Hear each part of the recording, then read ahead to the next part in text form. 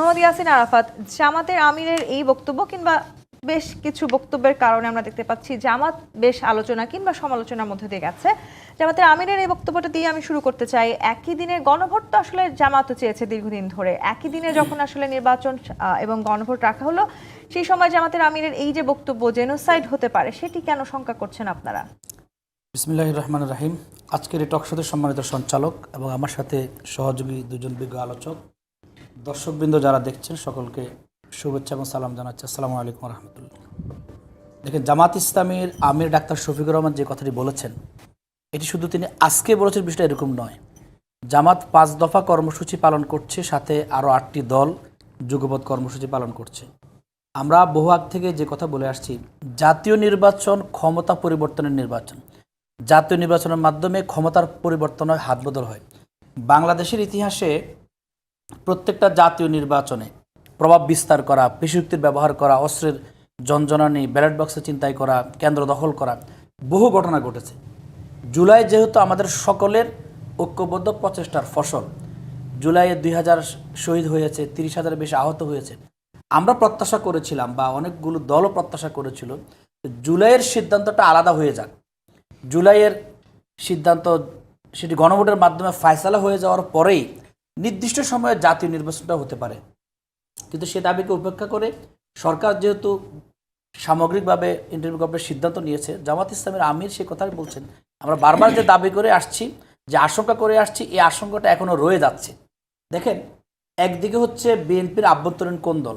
আপনারা লক্ষ্য করবেন, বিএনপি যখন দলীয় প্রার্থী ঘোষণা করে, চট্টগ্রামে প্রথম প্রচার অভিযানে নেমে সেখানে গুলিবিদ্ধ হয়ে নিহত হওয়ার ঘটনা ঘটেছে।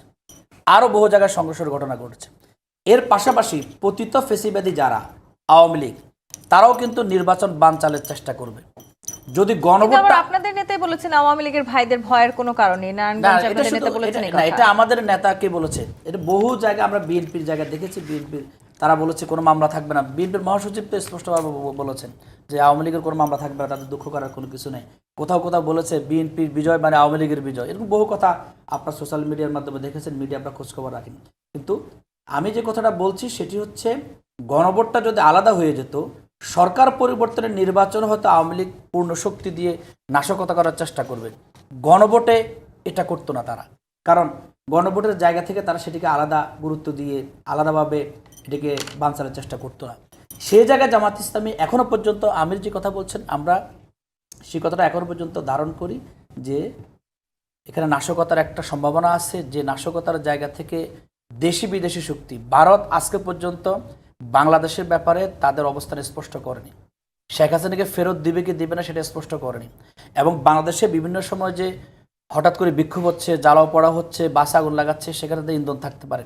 সুতরাং দেশি ষড়যন্ত্র, বিদেশি ষড়যন্ত্র, পতিত স্বৈরাচারের ষড়যন্ত্র সকল মিলিয়ে যদি একটা জাতীয় নির্বাচনে তারা এফোর্ট দেওয়ার চেষ্টা করে, তাহলে সেখানে তো আশঙ্কা অবশ্যই থেকে যায়। সেই জায়গা আমরা হলে যে তারা এই এফোর্ট দেওয়ার চেষ্টা করবেন না, সেই বিষয়ে নিশ্চয়তা কি জামায়াতের কাছে আছে?